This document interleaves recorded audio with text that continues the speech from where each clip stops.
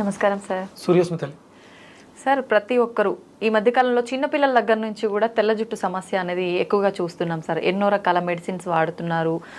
అయినా కూడా కొంచెం ఎట్లయినా షై ఫీలింగ్ ఉంటుంది కదా సార్, తెల్ల జుట్టు కనిపిస్తుంటే. ఏజ్డ్ వాళ్ళే వాటిని కవర్ చేయడానికి రకరకాల ప్రయత్నాలు చేస్తుంటారు. చిన్నపిల్లల్లో కూడా వస్తుంది. అసలు ఏమంటారు, ఏం వాడినా రిజల్ట్ ఉండదు. ఖచ్చితంగా ఏదైనా వాడామంటే దానివల్ల సైడ్ ఎఫెక్ట్స్ వచ్చి హెయిర్ ఫాల్ అవ్వడము, ఇంకా కొత్త సమస్యలు వస్తున్నాయి. అలా కాకుండా మేము మీ వీడియోలో చూసాం సార్, తెల్ల జుట్టు రాకుండా ఉండాలి అంటే, వచ్చిన జుట్టు రంగు మారాలి అంటే ఇలా చేసుకుంటే బాగుంటుంది అని చెప్పి. అది నిజంగా వర్కౌట్ అవుతుందా సార్? ఒక్కసారి ఆ రెమెడీస్ మా కోసం. ఫస్ట్ నేను ఫ్యాక్ట్ నిజం చెప్పాలంటే, ఇప్పుడు మీరు చూస్తున్నటువంటి హెయిర్ ఒరిజినల్ కలర్ కాదు. నాకు కూడా వైట్ హెయిర్ ఉంది. వైట్ హెయిర్ ఉంది కాబట్టి దాని మీద నేను రీసెర్చ్ చేశాను. కాకపోతే అది నా మీద కన్నా మా నాన్నగారి మీద బాగా పనిచేసింది. ఆయనకి రివర్స్ అయింది. 80% దాకా రివర్స్ అయింది. అంటే రివర్స్ అవ్వుద్ది అని చెప్పడానికి సోర్సెస్ ఉన్నాయి. నేను నా దగ్గర ఒక బుక్ ఉంది, 1950s బుక్. అది దాంట్లో అప్పుడు రీసెర్చ్ చేశారు. అప్పట్లోనే ఈ వైట్ హెయిర్ మీద రీసెర్చ్ చేశారు. అంటే ఇండియన్స్ కోసం కాదు, అప్పట్లో వెస్టర్న్ కంట్రీస్, అమెరికా ఇటువంటి ప్రాంతాల్లో విపరీతంగా వాళ్ళకు ఉంది వైట్ హెయిర్. దాని మీద వాళ్ళు రీసెర్చ్ చేసినప్పుడు కొన్ని రకాల సాల్ట్స్ వైట్ హెయిర్ బ్లాక్ అవ్వడానికి ఉపయోగపడింది. ఆయన చెప్పిన దాని ప్రకారం ఒక 1 year లైఫ్ స్టైల్ మార్చుకుంటే వైట్ హెయిర్ పూర్తిగా ముగ్గు పుట్ట బ్లాక్ అయింది అని దాంట్లో ఆ రీసెర్చర్స్లో తెలియజేశారు. ఓకే, అది నేను ఇంచుమించు అంటే నాకు 97లో నాకు వైట్ హెయిర్ స్టార్ట్ అయింది. అప్పటి నుంచి నేను దాని మీద స్టడీ చేస్తున్నాను. ఈ బుక్ నాకు దొరికి ఒక 10 years అయింది. ఇక అక్కడ నుంచి నేను ప్రయోగాలు మొదలు పెట్టాను. నేను మా నాన్నగారిని గమనిస్తూ ఉంటాను. ఇక్కడ ప్రథమంగా చెప్పాల్సింది ఏంటంటే, మనం మన జీవన విధానంలో ఈ పేస్ట్ పళ్ళు తోముకునే విధానంలో మాక్సిమం మనం న్యూట్రిషన్స్ కోల్పోతున్నాం. మనకి ఏదైతే హెయిర్ బాగుండాలి అని అనుకుంటున్నామో దానికి కొంత రకంగా ఉపయోగపడేటువంటి మైక్రో న్యూట్రిషన్స్ ఏదే వాల్యూ మనం ఫస్ట్ ముందు పొద్దుటే పేస్ట్ ద్వారా కోల్పోతున్నాం. ఓకే, కేవలం పళ్ళు శుభ్రం చేసుకోవడం, క్యావిటీలు, బ్యాక్టీరియా వీటి గురించి మాట్లాడతాం. కానీ ఇది లోపలికి వెళ్ళి లోపల ఉన్నటువంటి ఇంటెస్టైన్స్ని కూడా డ్యామేజ్ చేస్తుంది. పళ్ళు తోమడం అనేది చాలా పెద్ద విధానం. ఇది దైనందిన జీవితంలో అనుదిన ధర్మాలలో మొట్టమొదటి ధర్మం దంతధావనం. దానికి శాస్త్రం చెప్పింది 12 అంగుళాల పుల్లు ఉండాలని. ఇది దానికి కొలతలు కూడా ఉన్నాయి. 12 అంగుళాల కూర్చ అంటారు దాన్ని, దంతధావన కూర్చ. కొలత ఎందుకు సార్? 12 సంఖ్యకి చాలా ప్రాధాన్యత ఇచ్చింది ఆయుర్వేద శాస్త్రం. అది గురుతత్వాన్ని కలిగి ఉంటుంది. పందు పుల్ల ఎంత పడితే అంత కాదు, 12 అంగుళాలు ఉండాలి. అది కంపల్సరీ. ఒక్కొక్క అంగుళాన్ని నవ్వులుతూ తోముతూ వెళ్ళాలి. ఇక్కడ తోవడం మీద దృష్టి ఎక్కువ పెట్టలేదు, నమలడం మీద పెట్టింది. పంటికి మధ్య దాన్ని పెట్టి నమలడం ద్వారా అక్యుప్రెషర్ జరుగుద్ది. పైన లార్జ్ ఇంటెస్టైన్స్ కి స్మాల్ ఇంటెస్టైన్స్ కి కనెక్షన్ పళ్ళలో ఉంది. పళ్ళు తోమేసిన తర్వాత నాలికని గీయటం కూడా చాలా శాస్త్రవిధిగా పెట్టింది. నొక్కి అదిమి పట్టి లాగాలి. అది కట్ చేసేంత షార్ప్గా ఉండకూడదు. ఓకే, మీరు ఒక మందపాటి రాగి రేకుని నాలిక బద్దలా తయారు చేసుకుని అది షార్ప్గా తెగిపోయే విధంగా ఉండకూడదు, మందంగా ఉండాలి. నొక్కి నొక్కి లాగాలి. అప్పుడు ఈ 12 ఆర్గాన్స్లో ఉన్నటువంటి వ్యర్థాలు తెల్లటి పాచి రూపంలో బయటకు వస్తాయి. ఇది లేదు మన జీవన విధానంలో. అప్పుడు తెల్ల జుట్టు రాకపోవడానికి ఇక రాకుండా ఎలా ఉంటుంది? మనం దీన్నే బాడీ చేసాం. పందు వల్ల తెలియదు ఎవరికి. అది 12 అంగుళాలు ఉన్న విషయం నాకు కూడా రీసెంట్ గా తెలిసింది. నాలికను నొక్కి పెట్టి తోమాలి అంటే దానికి ఒక మంత్రం కూడా ఉంది. దంతధావనానికి ఒక మంత్రం కూడా ఉంది. అవన్నీ మనం తర్వాత విషయాలు విపులంగా మాట్లాడతాను. మీరు వైట్ హెయిర్ మారడం గురించి మాట్లాడారు. ఎందుకు చెప్తున్నానంటే, మా నాన్నగారు పందుపులతోటే పళ్ళు తోముతారు. ఎప్పుడు కూడా ఆయన పేస్ట్ బ్రష్ వాడరు. మరి మధ్యలో ఆయనకి ఎందుకు ప్రాబ్లం వచ్చింది అంటే, ఆయన జీవన విధానంలో చిన్న చిన్న మార్పులు చేసుకున్నారు. కొన్ని ఎడిక్షన్స్, స్మోక్ చేయడం వల్ల కూడా వైట్ హెయిర్ వస్తుంది. మనకి మెలనిన్ డ్యామేజ్ అవడానికి స్మోకింగ్ కూడా ఒక కారణం అవుతూ ఉంటుంది.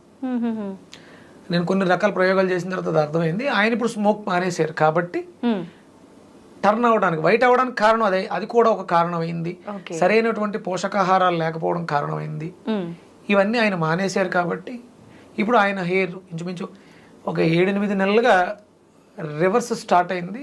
రెగ్యులర్గా ఇంకొంచెం పోషకాహారాన్ని తీసుకోగలిగితే అది డార్క్ అయిపోతుంది, పూర్తిగా అయిపోతుంది. రెగ్యులర్గా ఆయన న్యాచురల్ కొబ్బరి నూనె, అంటే మూలికలు కలిపినటువంటి మన మార్కెట్లో దొరికేవి కాదు, ఓన్లీ ప్లెయిన్ కొబ్బరి నూనె రాస్తున్నారు. రెగ్యులర్గా రాయాలి, వైట్ హెయిర్ బ్లాక్ అవుతుంది. అలాగే మనకి బెల్లం కావాలి, తెల్ల జుట్టు నల్లబడటానికి బ్లాక్ ట్రాకిల్, నల్ల బెల్లం కావాలి. అలాగే ఈస్ట్ అంటే నిల్వ ఉన్నటువంటి పదార్థాలు, పులియబడినటువంటి పదార్థాలు అద్భుతంగా, అందులో మనం పులియటం అంటే పెరుగుని ఎక్కువ తీసుకుంటాం. లాక్టోబాక్సిల్లస్, ఈస్ట్ గ్రాన్యూల్స్, అంటే మనము ఫార్మేషన్ రూపంలో తీసుకుంటే ఈస్ట్ గ్రాన్యూల్స్ని వాడడం ద్వారా కూడా తెల్ల జుట్టు నల్లగా అవుతుంది, నో డౌట్. ఇంటేక్ తీసుకోవాలి, అంటే దాంట్లో బి కాంప్లెక్స్ ఫ్యామిలీ మొత్తం ఉంటుంది. అది లోపలికి వెళ్ళి గుడ్ బ్యాక్టీరియాని ప్రొడ్యూస్ చేస్తుంది కాబట్టి తెల్లగా అయిన జుట్టు నల్లగా అవడానికి, తెల్లగా అవుతున్న జుట్టుని ఆపడానికి ఉపయోగపడుతుంది. అలాగే కంపల్సరీ కొంకుడుగాయలు వాడాలి, అది తాపాన్ని తగ్గిస్తుంది. మనం వాడే కెమికల్ షాంపూస్ కూడా వైట్ హెయిర్ రావడానికి కారణం అవుతుంది. మీకు నేను చెప్పాను, టచ్, స్పర్శ ద్వారా కూడా వ్యాధి రోగాలు నయం అవుతాయి. అది మనం కొంకుడుగాయలని పిసుకుతాం, దాంట్లో ఉండేటువంటి పెంకు, నల్లగా ఉండే పెంకు చాలా గట్టిగా ఉంటుంది. ఇవన్నీ కూడా ఔషధ గుణాలని కలిగి ఉండడం ద్వారా చర్మం మేంచి మన శరీరం అంతా కూడా స్ప్రెడ్ అవుతుంది. ఇప్పుడు ప్రెసెంట్ నేను ఆ కుంకుడుగాయతోటి, నిమ్మ తొక్కలతోటి తయారు చేసినటువంటి న్యాచురల్ ప్రోడక్ట్ని వాడుతున్నాను. నేను మార్కెట్లో కూడా పంపిద్దామని చూస్తున్నాను. శిరోరక్ష, అగస్య శిరోరక్ష అని దానికి ఒక నామకరణం చేశాను. ఆయుర్వేదానికి అగస్యుల వారు పెట్టింది పేరు. అగస్య శిరోరక్ష అంటే కుంకుడుగాయలతో తయారు చేసినటువంటి షాంపూ. అది షాంపూ కాదు, న్యాచురల్ ప్రొడక్ట్. శిరోజాలను రక్షిస్తూ చర్మానికి నిగారింపునిస్తుంది. కుంకుడుగాయలతో స్నానం చేస్తే హెయిర్ రఫ్ అవుతుంది కదా సార్? అవుదమ్మా, అందుకనే అంటే ఒక్కొక్క తత్వం ఒక్కోలా ఉంటుంది కాబట్టి దాంట్లో నానబెట్టిన మెంతులు వేయటం కూడా ఉంది, కండిషనర్. అలాగే మీకు మందారాకులు కూడా వేస్తారు. మీకు ఆ ఇది ఉంటే మీరు నిమ్మకాయల్ని రసం పిండేసి రోజు మార్నింగ్ తీసుకోండి, ఎసిడిక్ నేచర్ని ఆల్కలైన్ చేస్తుంది. ఆ తొక్కలు ఉండిపోతాయి కదా, వాటిని ఆరబెట్టండి, వాటిని పౌడర్ చేయండి, వాటిని ఇందులో వేసుకోండి. మీ హెయిర్ చాలా బాగుంటుంది, నో డౌట్. నాకు చాలా స్మూత్గా ఉంటుంది, సిల్కీగా ఉంటుంది, షైనీగా ఉంటుంది. నేను రెగ్యులర్గా ఇదే వాడుతున్నాను. అంటే నేను హెయిర్ కలర్కి న్యాచురల్ గోరింటాకు, ఇండిగో ఇవే వాడుతున్నాను న్యాచురల్గా. నాకు కూడా వైట్ హెయిర్ ఉంది, నేను మోసం ఎవరిని చేయట్లా, ప్రయత్నం చేస్తున్నాను.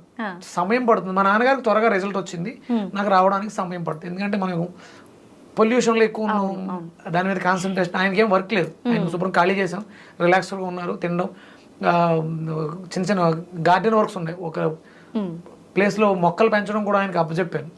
ఈ మూలికలకు సంబంధించి అగస్య పుష్పం అని ఒకటి ఉంటుంది, రెడ్ కలర్లో ఉంటుంది, దాన్ని గ్రో చేస్తున్నాను. అది దేనికి ఉపయోగపడుతుంది సార్? హెయిర్ కలర్ రావడానికి ఉపయోగపడుతుంది. అంటే మీకు బయట రెడ్, వైట్ కలర్ ఎక్కువ ఉంది, రెడ్ మనం పెంచుతున్నాను నేను. అంటే చాలా రకాలు, కొన్ని రకాలు అశోక అనేది వినే ఉంటారు, సీతమ్మ వారి చెట్టు కింద ఉందని. ఆ శోక అంటే శోకం లేకుండా చేస్తుంది. మనం దేనికోసం అయితే బాధపడుతున్నామో ఆ బాధ అనేది తీర్చేస్తుంది. ఆ చెట్లు కూడా పెంచాలి. అశోకుడు చెట్లు నాటించెను అని మేము చదువుకున్నాం. అవి చూస్తే మీరు పొడుగ్గా సన్నగా పైకి వెళ్ళిపోయి నల్లటి కాయలు కాస్తాయి, అవి అనుకుంటారు, అవి కాదు. శోకాన్ని తీర్చే చెట్లు, సీతా అశోక అని దానికి ఏదో పేరు మార్చారు. మళ్ళీ అశోక వృక్షాలు వేరు, అవి ఎర్రటి పుష్పాలను ఇస్తాయి. ఆ చెట్టు యొక్క బెరడు కూడా మనకు ఉపయోగపడుతుంది. మనకి ఏదో బాధ ఉంది, శోకిస్తున్నాం, ఆ శోకాన్ని తీర్చేస్తుంది అశోక. మీకు స్త్రీలకి ఋతు సమస్యలు వస్తాయి, అశోకారిష్ట అని ఒక సిరప్ దొరుకుతుంది, అది రెగ్యులర్ గా వాడండి, ఇర్రెగ్యులర్ పీరియడ్స్ తగ్గిపోతాయి. ఆ శోకాన్ని తీర్చేస్తుంది, కడుపు నొప్పి వస్తుందిగా, మీకు ఆ పెయిన్ తీసేస్తుంది అది అశోక. ఆ ఆకులకి, ఆ బెరడుకి కూడా ఆ ప్రాపర్టీస్ ఉన్నాయి, శక్తి ఉంది. అవి వాడడం ద్వారా కూడా మనం తెచ్చుకోవచ్చు. ఎలా తీసుకుంటారు సార్? ఆ సిరప్ ఎలా వాడచ్చు? ఉదయం 15 ml, మధ్యాహ్నం 15 ml, సాయంత్రం 15 ml. అంటే మెన్స్ట్రువల్ సైకిల్స్ ఇబ్బందులు ఉంటే 15 ml వాటర్ తోటి ఆఫ్టర్ ఫుడ్ రెగ్యులర్ గా తీసుకుంటే శోకాన్ని తగ్గిస్తుంది. మీరు కడుపు నొప్పితో బాధపడాల్సిన అవసరం ఉండదు. అంటే ఇబ్బంది అది సాల్వ్ అయ్యే వరకు వాడి క్యూర్ ఆపేయచ్చు. ఆపేయచ్చు. ఓకే. జీవితాంతం ఏది చేయకూడదమ్మా. అది కూడా మళ్ళీ మనం వీళ్ళని తిడుతూ ఉంటాం, ఇంగ్లీష్ మందుల మీద ఆధారపడి అవి చేసేస్తున్నారు, దీ చేసేస్తున్నారు అంటే దోచుకునే వాళ్ళు మారతారు అంతే. వాళ్ళు మెడిసిన్స్ ఇచ్చారు, ఇక్కడ మేము సిరప్స్ ఇస్తాం, అది తప్పు. ఏదైనా ఒకటే, ఏదైనా సమస్య ఉంది, సమస్యని సాల్వ్ చేసేస్తే క్యూర్ అయిపోతే ఒక 3 నెలలో 6 నెలలో అయిపోయింది. అక్కడతో మళ్ళీ మీరు సమస్య అంటూ విక్రమాదిత్య దగ్గరికి వెళ్ళాల్సిన అవసరం ఉండకూడదు, ఎవరి దగ్గరికి వెళ్ళకూడదు. ఇవి చిన్న చిన్న చిట్కాస్ ఉన్నాయి. కుంకుడుకాయలతో తలంటుకోవటం, కుంకుడుకాయలు డయాబెటీస్ని కూడా తగ్గిస్తాయి. ఓకే, ఎలా సార్? మనం దంతధావనం చూర్ణం కింద వాడుకుంటే అది కొంచెం చేదుగా ఉంటుంది. శుభ్రం చేసుకోవడం కోసం క్యావిటీస్ బ్యాక్టీరియా అంటున్నాం కదా, ఈ కెమికల్స్ లాలాజలంలో 18 మైక్రో న్యూట్రిషన్స్ని పాడు చేస్తాయి. ఈ కుంకుడుకాయ వృద్ధి చేస్తుంది, తాపాన్ని తగ్గిస్తుంది, నోట్లో పుల్లను మాన్పిస్తుంది. దాంతోపాటు ఈ దంతధావన చూర్ణం అపామార్గాన్ని మనకు ఉత్తరేని పుల్ల సమూలాన్ని పొడి చేసుకుని దాంతో పళ్ళు తోమితే మీకు వైట్ హెయిర్ రావడం ఆగుద్ది. ఉత్తరేని పొడి. అలాగే నల్లటి గుణం కలిగినటువంటి నేరేడు పళ్ళు జుట్టు నల్లగా అవడానికి అవకాశం ఇస్తాయి. వంకాయ జుట్టు నల్లగా అవడానికి అవకాశం ఇస్తుంది. వంకాయ కూడా నల్ల వంకాయలు ఉంటాయి కదా, అంటే అది వెళ్ళి డైరెక్ట్ జుట్టు మీద పని చేయదు, కిడ్నీని శుభ్రం చేస్తుంది. కిడ్నీ బాగుంటే జుట్టు నల్లగా ఉంటుంది. ఇవి ఇంటర్లింక్స్ ఇవన్నీ కూడా. అలాగే పండిన దొండకాయలు కూడా జుట్టు నల్లగా అవడానికి అవకాశం. మందార పువ్వు ఎర్రగా ఉంటుంది, హైబిస్కస్, కానీ మందార ఆకులు జుట్టు నల్లగా అవడానికి సపోర్ట్ ఎలా చేస్తాయంటే ఆ శక్తి మూలాధారాన్ని యాక్టివ్ చేయడం ద్వారా తెల్లగా అయిన జుట్టు నల్లగా అవుతుంది. అంటే వైట్ హెయిర్ వచ్చింది అంటే మూలాధారం ప్రాపర్ గా లేదు అని అర్థం. అందుకని ఎర్రగా ఉండే పదార్థాలు తింటే మూలాధారం యాక్టివ్ అవుతుంది. మూలాధారం ఎర్రగా ఉంటుంది కానీ అది జుట్టును నల్లగా ఉంచుతుంది, మెలనిన్ అక్కడ ప్రొడ్యూస్ అవుతుంది. ఇవన్నీ ఇంటర్లింక్స్. ఇప్పుడు అది పండిన దొండకాయ అన్నారు కదా సార్, తినాలా సార్ అది? మనం దొండకాయలు పండితే కూర పాడేస్తాం కదా, మిక్సీలో వేసి జ్యూస్ కొట్టండి, దాన్ని జ్యూస్ చేసుకుని తాగేయండి, లివర్ ఫిల్టర్ అయిపోద్ది, మూలాధారం యాక్టివ్ అయిపోద్ది. ఒకవేళ వైట్ హెయిర్ సమస్య అంటే చర్మ వ్యవస్థ జుట్టు నల్లగా అవడానికి అవకాశం ఏర్పడుతుంది. ఒకవేళ అప్పుడే స్టార్ట్ అయింది ప్రీమెచ్యూర్డ్, అది ఆగుతుంది, జుట్టు ఒడ్డం కూడా తగ్గుతుంది. అందులో ఇంకేమైనా కలుపుకోవచ్చా సార్? అల్లం ముక్క, నిమ్మకాయ రసం, మజ్జిగ, మన ఇష్టం. ఈ రకాల అంటే ఇటువంటి ఫుడ్స్ మనం తీసుకుంటూ బెల్లం, కొబ్బరి నూనె, నార్మల్ ప్లెయిన్ కొబ్బరి నూనె తలకి రాయాలి, రోజు రాయాలి. అలాగే మనం తీసుకునే వాటిలో ఐరన్ కంటెంట్, బెల్లం, నల్ల బెల్లం ఉండాలి. ఈస్ట్ అంటే నిల్వ ఉన్నటువంటి పదార్థాల్లో మనం చెద్దనాన్ని కూడా ఈస్ట్ గానే భావిస్తాం. నైట్ నానబెట్టిన తోడు పెట్టిన అన్నంలో కూడా ఈస్ట్ ఫామ్ అవుతుంది. లేదా అలా కుదరట్లేదు అనుకున్నప్పుడు డ్రై ఈస్ట్ గ్రాన్యూల్స్ దొరుకుతాయి. ఒక చిటికెడు నీళ్ళలో వేసుకుని నానబెట్టి దాని మజ్జిగలోను మనం వేసుకునే పదార్థాల్లో అవకాశం ఉంటే, మరి చపాతీలు చేసుకున్నప్పుడు దాంట్లో వేయటం, దాన్ని తీసుకోవడం, ఈస్ట్ని తీసుకోవడం రెగ్యులర్గా చేస్తూ ఉంటే వైట్ హెయిర్ బ్లాక్ అవడానికి అవకాశం ఉంది. సిట్రస్, విటమిన్ సి ఉన్నటువంటి ఉసిరి రెగ్యులర్గా తీసుకోండి. మన ఫుడ్స్ మార్చుకుంటే చాలు. ఎసిడిక్ నేచర్ ఫుడ్స్, మీరు B12 బాగుందని చెప్పేసి మీట్ ఎక్కువ తిన్నా కూడా వైట్ హెయిర్ వచ్చేస్తుంది. అవేమి నాన్ వెజ్ జోలికి వెళ్ళకండి, సాత్వికంగా ఉండండి, తేలికగా జీర్ణం అయ్యేలా చేయండి, ఆటోమేటిక్గా వైట్ హెయిర్ బ్లాక్ అయిపోతుంది. మినిమం 6 to 1 year ఇవి రెగ్యులర్ గా చేస్తే వైట్ హెయిర్ బ్లాక్ అవుతుంది 100%, నో డౌట్. ఇప్పుడు ఈ ఆల్రెడీ ఉన్న వాళ్ళు కలర్ వేస్తుంటే కలర్ వేయటం ఆపేయండి. ఆ కెమికల్ ఆపేస్తే ఆక్సిజన్ బాగా తీసుకుంటుంది. రోజు రెగ్యులర్గా నూనె రాస్తూ ప్రాణాయామం, నడక ఇలాంటివి చేస్తూ ఉంటే డెఫినెట్గా అంటే ఒకటి మనలో ఆత్మనూన్యత భావం ఏర్పడుతుంది. వైట్ హెయిర్ వచ్చినా బాల్డ్ హెయిర్ వచ్చినా దాన్ని మనం పెంపొందించుకుంటే ఆటోమేటిక్గా ఈ సమస్యల నుంచి ఓవర్కమ్ అవ్వచ్చు.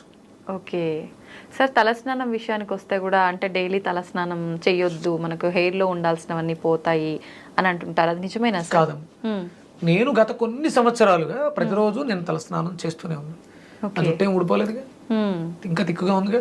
అవును, అంటే వాటికి చేయాల్సిన మనం చేస్తూ ఉంటే నిత్యం తలస్నానం చేయడం తప్పు అని ఎక్కడ ఏ శాస్త్రంలోనూ లేదు. ఓకే, అంటే మగవాళ్ళకి అంటే ఆడవాళ్ళకి జుట్టు ఎక్కువ ఉంటుంది కాబట్టి ప్రత్యేకమైనటువంటి రోజులు పెట్టడం జరిగింది. జుట్టు ఎక్కువ ఉన్నప్పుడు మరి అది ఆరడం కష్టం కాబట్టి మీరు చేయక్కర్లా. చేసే అలవాటు ఉన్న వాళ్ళు దానివల్ల అయితే ఎలాంటి ఇబ్బంది లేదు, మంచిదే, మగవాళ్ళు చేయొచ్చు. ఓకే సార్, ఆయిల్ పెట్టే విధానం కూడా ఏ రకంగా ఉండాలి సార్? అంటే కొంతమంది వేడి చేసుకొని అలా పెట్టాలంటుంటారు, కొంతమంది అవసరం లేదంటుంటారు, స్నానానికి బిఫోర్ పెడితే చాలు అంటుంటారు, కొంతమంది ఓవర్ నైట్ పెట్టి నెక్స్ట్ డే తల స్నానం. ఏ రకంగా సార్ అసలు? నైట్ పెట్టి ఉదయం తల స్నానం చేయటమే మంచిది. అసలు అంటే పూర్వ రోజుల్లో వాళ్ళు ఒకసారి పెడితే అంటే ఆదివారం నూనె పెట్టకూడదమ్మా, శాస్త్రం చెప్పింది. మిగతా రోజుల్లో నూనె పెట్టుకోవచ్చు. మీరు సోమవారం నూనె పెడితే మంగళవారం బుధవారం అంటుకుంటారు, గురువారం అంటుకోకూడదు. ఆడవాళ్ళకి ఒక ధర్మం ఉంది. గురువారం ఉపవాసం చేస్తారు కాబట్టి బుధవారం అంటేసుకుంటారు.